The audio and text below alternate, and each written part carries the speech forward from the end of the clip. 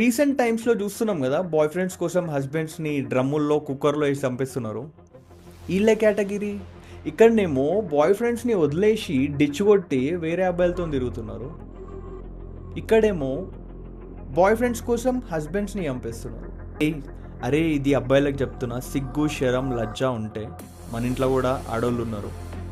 ఒక married women లేదంటే రిలేషన్షిప్లో ఉన్న ఒక అమ్మాయి జోలికి మాత్రం పోకండి. అది పెద్ద క్రైమ్. మిమ్మల్ని మీరు కూడా క్షమించుకోలేరు ఒక టైం వస్తే. So please don't do that mistake.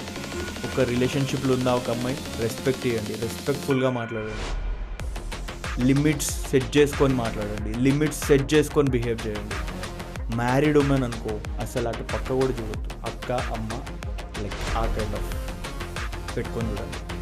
ఆడోళ్ళు కూడా పెళ్ళైన వాళ్ళు పెళ్ళిగానే ఒక అబ్బాయితోని ఇల్లీగల్ అఫైర్స్ పెట్టుకుంటున్నారు. ఆ అమ్మాయికి పిల్లలు ఉంటారు కానీ ఇక్కడ అఫైర్స్. వాడు వన్ గర్ల్ ఫ్రెండ్ వదిలేస్తాడు, ఈ పెళ్ళైన ఉమెన్ వెంబడి తిరుగుతాడు, ఇల్లీగల్ అఫైర్ పెట్టుకుంటాడు. ఎందుకంటే ఆమె దగ్గర పొజిషన్ ఉంది, డబ్బులు. ఈ ఎదవ ఎవడైతున్నాడో ఆ అమ్మాయి లైఫ్లో ఏళ్ళు పెట్టి అలా డివోర్స్కి అలా ఒక హ్యాపీ లైఫ్కి ఎండ్ కార్డ్ పడేస్తున్నాడు. నేను ఒక్కటే చెప్తున్నాను, అది క్రైమ్ మామ, సిన్నది. కర్మ తిప్పి కొడుతుంది.